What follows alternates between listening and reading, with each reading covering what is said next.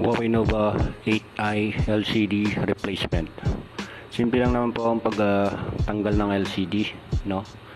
Kasi ito po lang ang alam kong gawin siguro sa pag-repair ng cellphone, kasi hindi naman ako professional na taga-ayos ng cellphone. So ginagawa lang naman dito ay binabaklas mo yung sa may likod niya, tapos yan tatanggalin natin yung mga tornilyo tsaka battery. Number 1 yung battery, kasi yung sa battery naka paloob dun yung mga flex, no, na dapat tanggalin.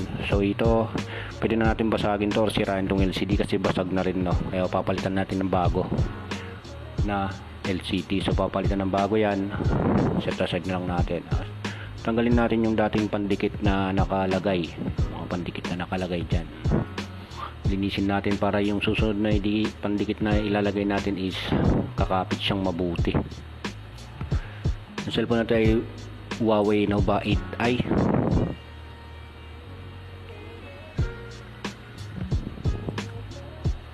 Tapos lalagyan lang natin ng pandikit yan, B7000. So ayan, ito yung bagong LCD natin. Lalagay lang natin yan, ganyan kasimple. Pero mag-ingat lang po tayo sa pagbabaklas ng cellphone, no, kasi napaka-sensitive talaga ng LCD, tsaka yung mga flex niya dito, yung mga pyesa niya kasi malilit lang, no. So ayan, napagana natin. Huawei Nova 8 tayo. Ginagamit ko dito minsan goma, no, para mas madikit, pero pwede rin yan scotch tape na yung transparent. Tanggalin natin after 1 hour, siguro 3 hours. So mas mabuti kung kinabukasan na natin tanggalin yung tape niya para mas maganda yung pagkadikit ng LCD dun sa cellphone, no?